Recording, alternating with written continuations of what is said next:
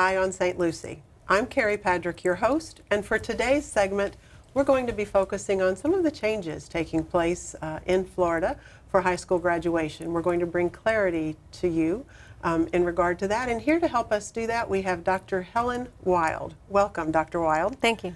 Dr. Wild, you are the Assistant Superintendent for Secondary Programs and Non-Traditional Education. That's correct. And that is something that is so important as we look at all the legislative changes that are coming down. We know that you are deeply rooted in this effort as far as networking with colleagues throughout the state, and we do look to you as our expert in this area. And so today, as we move through this topic, I know our parents and community members are really going to appreciate what you have to share in regard to the graduation requirements, some of the diploma designations, and a teaser for the end, something that's going to be very beneficial for ongoing information that you are instrumental in providing. So we'll talk about that at the end of the show. Sure. But as we move through, why don't we just go ahead and start, because I hear so much in the community and in our schools about some of the changes taking place for our students. Some of it is based in fact, and some of it becomes a little bit skewed. So let's set the record straight. Tell me about some of the changes going on right now. All right, thank you. Thank you for having me. I'm really glad to be here today. Yes, graduation changes have really been fast and furious for the last few years, and it really quite complex, and it was starting to become very difficult to talk about which requirements apply to which students. Actually, requirements apply to students based on the year that they enter ninth grade, and we call that their cohort year. And at one point during the last 3 or 4 years, we recognized that it was going to be 2017 before all the students in one school were on the same requirements. So the good news is this year that has been changed legislatively. They have simplified the graduation requirements, making it much easier for students and parents to understand. So I'll be able to show you that today and let people see that it really is much easier than they think it is to understand which requirements apply to their students. So you asked about changes for this year. This year there are some changes. For example, our students for a little while now have been taking end-of-course exams for certain core classes in high school: algebra, geometry, U.S. history, and biology. And previously, some of those EOCs were intended to be attached to credit, meaning if the student did not pass the EOC, they did not get credit for the course, regardless of their course grade. That has now changed for all students, and students will not lose credit if they do not pass the EOC, but the score will count for 30% of their grade, and that will apply to both semesters.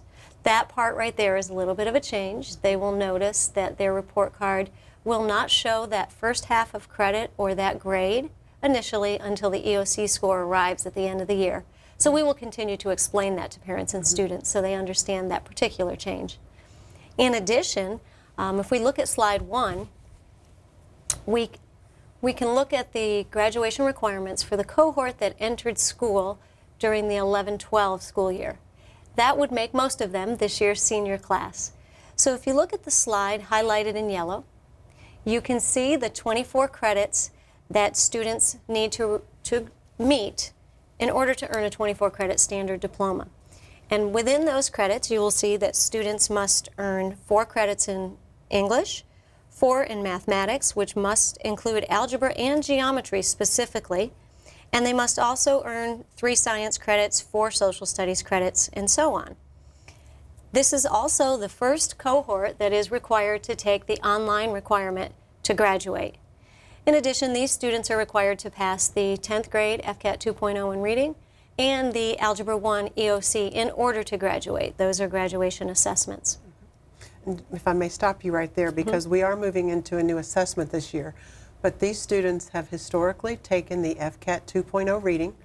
Their standard for their diploma has not changed. With the new assessment, they will be given that opportunity for an FCAT 2.0 retake. That is correct. Okay. Yes, and if you look at slide 2, in order to illustrate the changes and how close they are now in terms of which requirements apply to which cohort, this is a list of the requirements for students entering ninth grade this year. So the cohort 14-15. And you can see the changes are in red. So there's very few differences between this year's freshman class and senior class in terms of courses. They're still required to take the 4 English classes to graduate. They are specifically named now, but no worries for our students because those are the course titles that we were already offering and teaching to meet this requirement. In addition, these students are required to take economics with financial literacy, which is really the required economics class with financial literacy standards integrated in. So it's very good for them in terms of learning and understanding finances for their future. So that is a requirement. And looking at that, I think that perhaps those minimal changes that are there, it's a tribute to the work that St. Lucie Public Schools has done in staying abreast of all of the legislative changes that are coming and that are currently on the table right now, because we have truly tried to stay ahead of the game for the sake of serving our students well. Absolutely. It really is necessary to stay ahead and to know what's coming so that we are prepared and we don't get caught off guard with any major change for students as much as we can prepare. In addition, these students are still required to pass state assessments to graduate. They are required to take the FSA ELA in place of the FCAT 2.0 reading, and they still will need to pass the Algebra 1 EOC in order to graduate. Okay. So let's stop right there for a second, because you just mentioned again for our students that are current ninth graders, these are some of their standards. One of the things that we try to do is make sure that we differentiate according to the needs of students. If students need extra support, we've got scaffolds in place to support them. If students are ready to be challenged to greater levels, we have supports in place to give them those opportunities. So in middle school, children that are ready to accelerate in mathematics, we have a large number of students taking algebra in middle school. Tell me about what they must do in regard to passing that course in middle school in order for it to count towards their future high school credentials. Yes, excellent question. We do have many opportunities for our advanced students to take algebra and geometry in middle school. So we have students that take algebra typically in 8th grade and sometimes even in 7th. For those students, they must take the Algebra EOC while they're enrolled in the course like everybody else. Previously, they were not going to earn high school credit unless they did pass the Algebra EOC. That was changed so that they have the same requirements as everyone else taking algebra. They will still need to pass the Algebra EOC to graduate. There are a group of students still in our system who took algebra in middle school in 7th or 8th grade before the 11-12 school year. And those students are exempt from taking the Algebra EOC. It was new at that time. So that requirement is waived for them, but for the bulk of our students, they must pass the Algebra EOC in order to graduate, whether they took it in middle school or in high school. Okay, so am I hearing correctly that it does depend upon a student's cohort group as far as what their graduation expectations will be?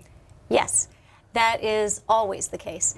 Even though it is simplified, as I indicated earlier, whenever there is a change rolled out that will impact students or their requirements related to graduation or assessment requirements, it is almost always attached to their cohort year. We've really been working hard for the last couple of years to make sure students understand that terminology, because even when parents are looking for information related to graduation requirements, they need to click on the resources that indicate which cohort the child is in. Sometimes it is worded as the year the student entered 9th grade. Okay. And I'm hearing again click, because that digital piece is something that we are so dependent upon. And in order to prepare children for college and career readiness, we need to give them opportunities outside of a traditional classroom in order to gather content knowledge.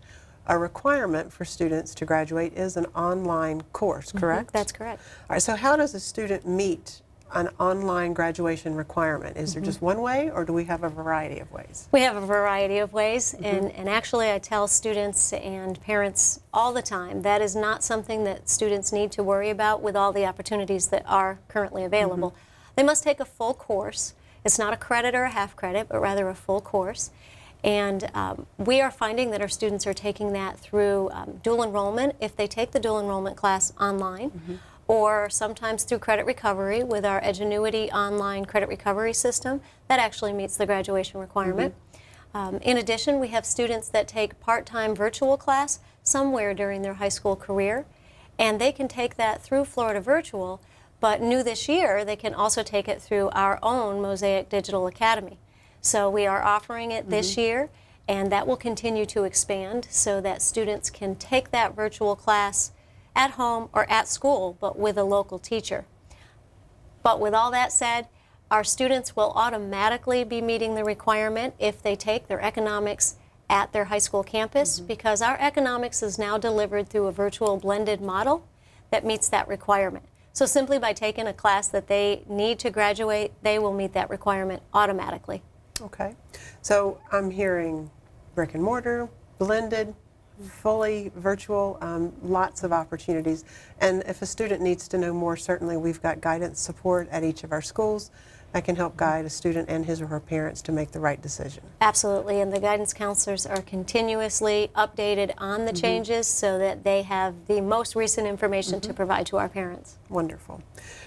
What are options for a student, let's say, that is still working to pass algebra course or pass the algebra EOC? Do we have various opportunities for them as well? We do. You first mentioned the course. If the student is still in need of passing the actual course, they can retake the course in the traditional manner. They can use a virtual option, or they can be in a credit recovery course. And that's true of all of their courses that they may need to make up in order to stay on track. But the Algebra EOC is a little bit different because we do have students who have passed the class and earned the credit, but still must retake the Algebra EOC in order to graduate. So students are allowed to continue to retake the test itself, but there is one other option. If they do not qualify for an ESE waiver of that test, they may take the PERT, which is the Post-Secondary Education Readiness Test. And that is a college-level test similar to an SAT or ACT, and there is a comparative score of a 97. If they score that, they can use that in lieu of the Algebra EOC. And they get multiple attempts to take it. Many students are required to take it as juniors, and that will be done at their school site. But they can take it in addition to that attempt if they need it in order to meet that requirement. Okay. So the PERT is an alternative to meeting a requirement. Also, we know that some students are looking for alternative ways to meet the requirement for the reading component that is required. And both on campus and off campus, I believe they have opportunities for a standardized test, national standardized test. Yes, they do, and it gets confusing sometimes because the PERT cannot be used for reading, and only the PERT can be used for algebra. However, for students still trying to pass the reading, they do have two other options, the SAT and the ACT. And we do have students that take advantage of those opportunities. They're administered on our school sites on Saturdays throughout the year. Okay. So I'm a student. I think I've got everything I need, but perhaps I haven't been paying attention to my required obligations as much as I should. What support is provided to me as a student in St. Lucie County? Yes. I do encourage our students to take responsibility first for monitoring their own progress. We do teach the students what the graduation requirements are as part of their freshman seminar class for them to learn the expectations that they have before them for the next 4 years. So they know what they are required to do. I encourage them to track that. But they also have a guidance counselor that works with them throughout their high school career and does annual credit checks, usually about the time that they're doing their schedule for the following year, but sometimes at other times, and certainly if they're at risk, it might be more often. And the students are provided with that credit check to make sure that they're on track.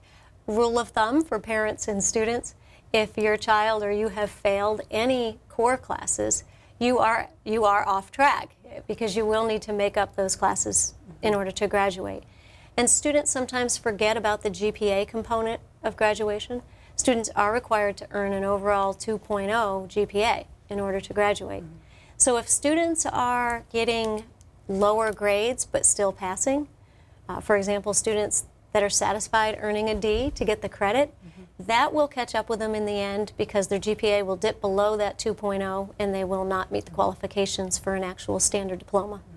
So a very positive rule of thumb is if indeed we see that A, a course has been failed, or B, an unsatisfactory grade, such as a D, has been made, we need to jump on that right away and not think that I can deal with that next year. Seek advice immediately. Yes, and that's really good advice in terms of the immediate response to it, because if that continues, if that trend continues for that student and builds up, it becomes very challenging to try to catch up if you're trying to do a lot of that. Right. So if you catch it immediately, maybe even the second semester of the same year, you can get back on track. In addition, from a content perspective, instructionally, they will not lose that content. They can remediate, get caught back up, because as you know, if you miss the foundation, especially in a series of classes, you're going to struggle with the next one anyway. So the sooner the better in terms of credit recovery. Okay, and that's a good rule of thumb too, because when we are aware of our needs and making sure that we are remediating and taking responsibility for ourselves, Yes. that is a way of making sure that students will graduate with some of the values needed to be productive in the workforce and in the college world as well. Absolutely. Okay. Career and college readiness all around. The ultimate goal. So a lot of our students, for various reasons, seek early graduation opportunities. Yes. Now, that is something that we can offer students as well. We can. And we're cautious about that because we want to make sure that it is the right decision for the child. So there will be a conversation about maturity, future goals, where are you going next. But sometimes students start high school over age for grade, and it is a very legitimate option to plan a course of study that will allow them to graduate from high school in 6 semesters, 3 years, or in 7 semesters, 3.5 years. Students have 2 options for doing that. First of all, they can accelerate a 24-credit standard diploma, take some extra classes, and graduate a little bit early that way. If they're struggling, that's challenging because you are really taking a heavy load in order to do that. There's also an Excel diploma option. It is a standard diploma. It is relatively new. It is an 18-credit diploma that we do have a slide on it in yellow that shows students that they can graduate with all the same core requirements, the same 2.0 requirement, the same testing requirements. However, the requirement for PE and health is waived, as well as the online requirement. And students on that track are required to take 3 electives instead of 8. We would be very cautious in counseling a student along that track due to the fact that they may be missing opportunities for industry certifications that would prepare them for a career or possibly give them college credit, dual enrollment opportunities, AP, all of our college level opportunities, and then things such as the arts and ROTC. So we want to make sure our students get a well-rounded education, fully prepared. But those are great options for students who have a real need to graduate in less than 8 semesters. And the elective opportunities that they would forego with the 18 credit is an avenue for students to explore things that perhaps they have an interest in but haven't really had a chance to dive into. Helpful in making some decisions for lifelong opportunities. Absolutely, and if they do seek to go to college, especially in the state university system, they will also need to take 2 years of the same foreign language. So the more you strive to hurry through high school, the fewer opportunities you have to meet those additional requirements that may not be needed to graduate, but they're needed for future goals. Okay, so that also leads to the discussion of I want to take everything I can to make sure that I have a full and rich academic portfolio. Scholar designations on diplomas is Yes. something that I hear quite a bit about. Can you help us understand the difference between a standard diploma and another designation? Yes, and you mentioned the difference between a standard diploma and the scholar designation.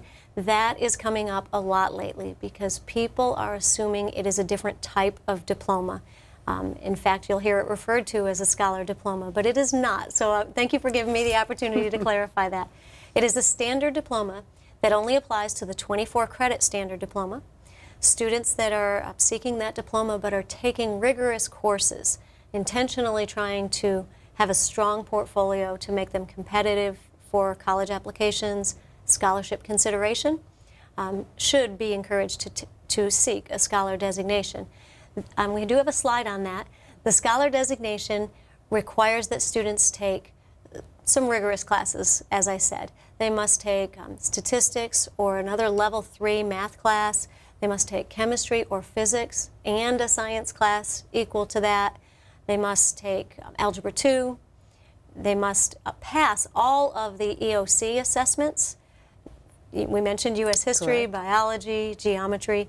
Algebra 2 for certain cohorts will be required for the scholar designation. Once they complete all of those requirements that you see on the screen, they would earn that scholar designation, which is really an indicator on their diploma. It is physically added to their diploma so that they can show that they did meet those requirements. And in the future, we expect colleges may start looking for more and more of those in terms of competitiveness. Okay, so we have a standard diploma with a scholar designation. Correct. How does that differ from a merit designation? Yes, a merit designation is also new. Both of those apply to this senior class for the first time in St. Lucie County. The merit designation is for all students who earn an industry certification. And we have many, many options for students that are in our career technical programs, which is the majority of our students, that they can take CNA and IT-related industry certifications.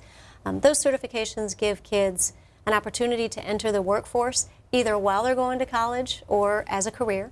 And they all lead to college credit of some kind through articulation agreements with both Indian River State colleges and other colleges across the state. All right. In Florida, our State Board of Education has made a strong commitment toward a rigorous education for our students. And we have got standards in place to make sure that students graduate from our schools college and career ready. We have students coming to Florida from other states as well.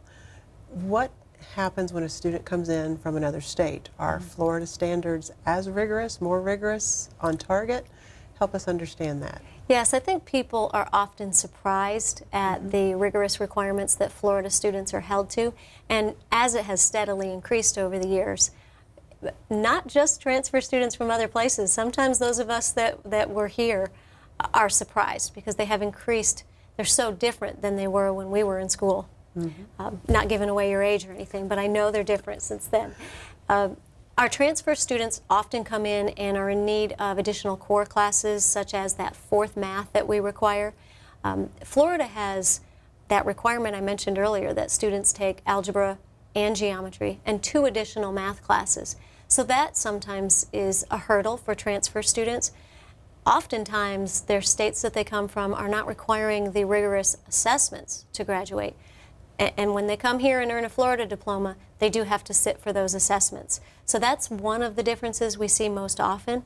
But back when I was a guidance counselor, students could graduate from high school with 3 math credits, and none of them had to be as high level as algebra.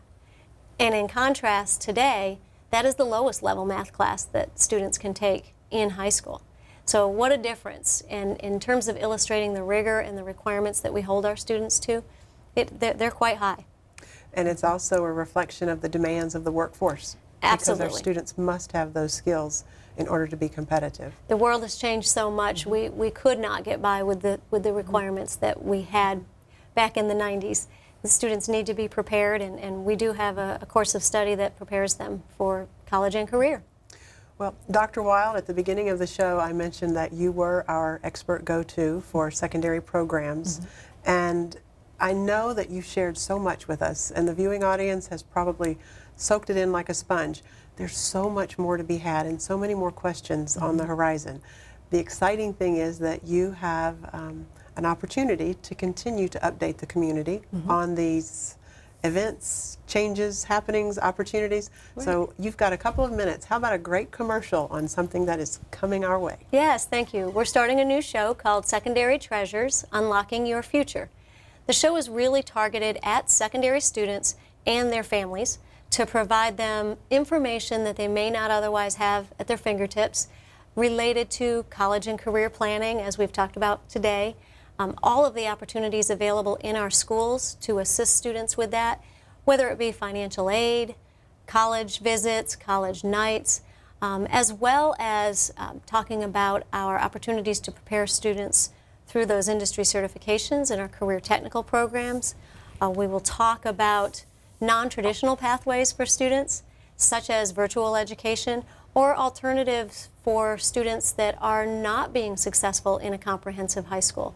So we're going to talk about a vast array of secondary opportunities for students. So we're really excited to be able to do that. Our first show will be about, our first and second shows will be about college planning. We do have a college night coming up on November 5th that we'll want to talk more about and invite our juniors and seniors to. And we'll also be talking about our attractor programs and information that our current 8th graders need to know in terms of getting ready for high school and learning about the programs available to them to prepare them for their future. Never too early to get started. Always begin with the end in mind. And for some immediate information, I would like to pull up our slide 5 because you've prepared some information that is very useful. We mentioned the cohorts, and if our viewing audience would like to go to the St. Lucie Public School website, www.stlucieschools.org, you can click on Parents and Students, then click on Graduation Information, scroll down to the bottom of the screen, and there are flyers for each cohort. So parents and students can identify the cohort to which they belong when they entered 9th grade, and the path for graduation is laid out very nicely in those various flyers.